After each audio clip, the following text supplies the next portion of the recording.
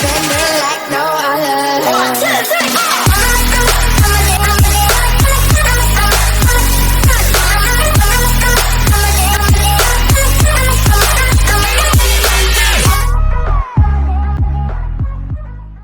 Oh my God, bro. Oh, hell no, man. What the fuck, man?